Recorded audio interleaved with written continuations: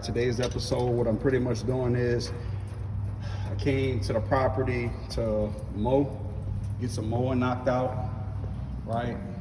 So I mowed this side over here, and I mowed some of the neighbor's property to the left of me as well. And I had some tools with me in the truck. So I got a big old set of channel locks, and I'm draining this filter right here. Filter is toast.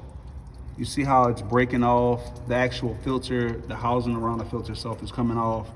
So I'm just going ahead and taking that off. Because I parked the truck in here and I saw what it was leaking on the floor. So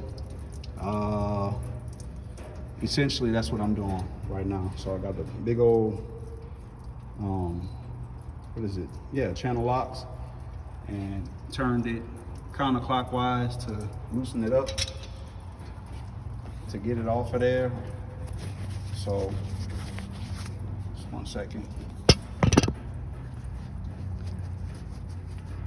I'm taking this motor out as well, but I wanted to go ahead and do this. So I had water all on the floor when I came in here.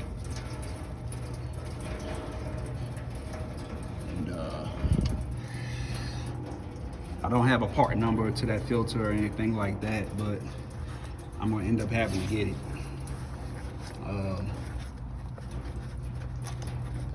It's pretty toast.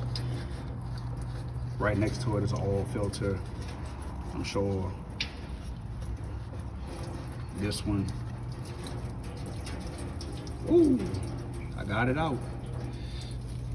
I'm trying to find a way to bring it down by keeping you all on camera. You can just drop it in between right there. Let me see if I can get it.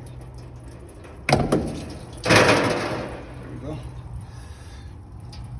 And it's now draining as well. Don't know how much water's in there. Don't really care. But I'm gonna have to get another one of these filters, obviously. And let's see. Don't have a part number for this one. It's pretty toasted. Shit, making a mess, but I put some plastic and stuff down beforehand, so yeah, filter's pretty toast. So need another filter. I just want this truck to still be operable so I can get it in and out of the shop under its own power. Obviously I'm going to replace the bottom oil pan gasket as well. Yeah, pretty much everything. So I'm taking this truck completely apart. So this is just the beginning stages of it all. And as I mentioned before, I'm just trying to do what I need to do right now, because this filter has seen better days. Probably find it online, look up a part number for it, and see exactly which filter this is, and then go from there. Model, remake and model of this is that N14. Let's see. Says N14 model 455B, N14 plus engine, model 455B as in boy. And that's all the information on it. So see right there, there's a wet spot. So I'm just gonna yank it out and rebuild it off. So I'm gonna let that drain do what it's doing, and put my zero turn mower back in the shop, because I came over here I wasn't even supposed to come over here. I actually went to Lowe's and picked up a few items, but I put the rig, the W9 in here as mentioned before, so I got some debadging to do. I got it on a trickle charger, and there's a minor, I think it's a coolant leak on the opposite side where I saw a little bit of engine coolant over there, but I'm gonna have to clean it up, take everything off, spray it, change the valve covers on it. See some spots that are kind of wet. This one had 100,000 miles on the end frame when I got it. That's the only reason why I bought this truck. Pretty much bought it at not the best of times, but when I did buy it, I ended up paying more for it than I should have because it was during COVID, pretty much, and prices are astronomical. But I'll change the valve cover gaskets, take everything off, paint everything, put everything back on, and then do my rail replacements like I mentioned before. Essentially go from there. But see right here, I have a leak. Looks like a oil leak for sure. Something's coming from the top and right here. So this is why you do your due diligence, or you should do your due diligence when you're purchasing a truck. Don't take a person's word for it. So I might end up yanking this one out as well. I don't know, you know. So just keep watching, keep watching. And I just looked it up real quick, but so that's the location of, or that's the actual N14 coolant filter. I said before, this one on here was toast. No, there's no water with the oil mixed with it or whatever. It's just so close to this oil filter right here, and there's a massive leak coming from this line for the turbo, that when this was leaking, it was spitting over there onto that, and then down this oil filter on this side as well. So yeah, I'll have to probably end up getting a book on this truck as well, because I want to tear it down completely along with the W900. When I say book, I mean book regarding the motor. So for the N14 and the C15 as well, I want stuff to be how it's supposed to be, from the factory, or even better. So let me know if you all know where I could find probably a decent, pretty much decent interior panels for a 2000 model. 2000 model interior panels, because a lot of this stuff is broke. I'm not trying to piecemeal this stuff back together. It's a right and wrong way of doing everything, and I just don't want to be bothered in that aspect. And then same thing for the interior cab and sleeper. So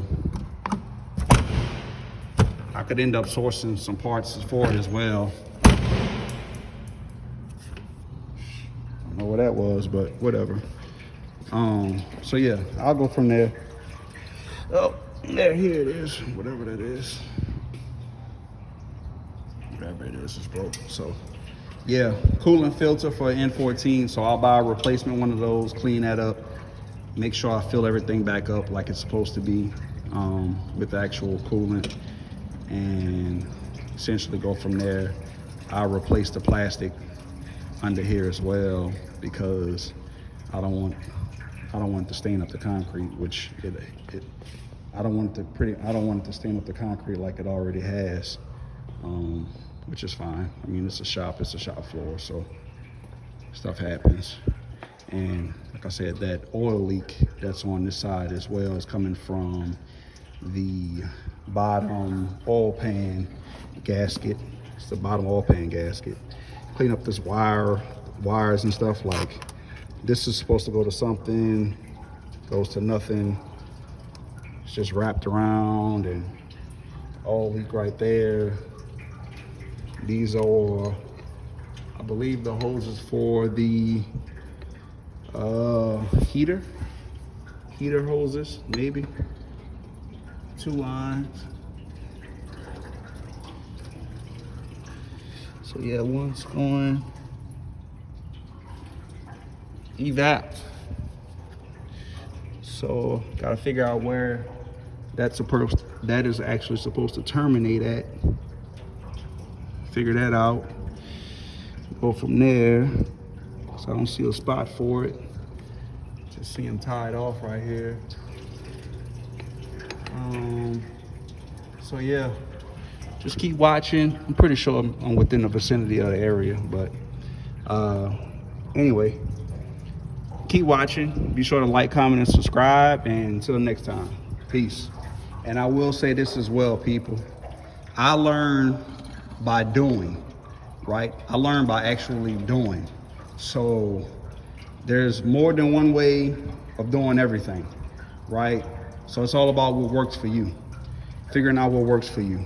I'm not gonna say sit here and say I'm a subject matter expert on everything, or even big trucks, right? But I know there's a right and wrong way to doing everything, for sure. There's a right and a wrong way to doing everything, and there's more than one way of doing everything and doing it the correct way. So yes, I got the filter off. I use channel locks. Somebody might say you might should have got a filter, like a wrench to take off the filters with or whatever. I had that at the house, but I didn't feel like going back, and I wanted to nip this in the bud while I was already here. So that's why I decided to go ahead and take it off, because it was leaking. So yeah, that's the filter itself was deteriorated, like had been on there for quite some time. Probably the seal itself wasn't all the greatest and best, but it's still leaking, you know. So I'm gonna let it keep draining. I'm gonna let it do what it do, and then next time I come back, I'll drain all of this into a 5-gallon bucket and dispose of it like it's supposed to, but it's just water, as you can see.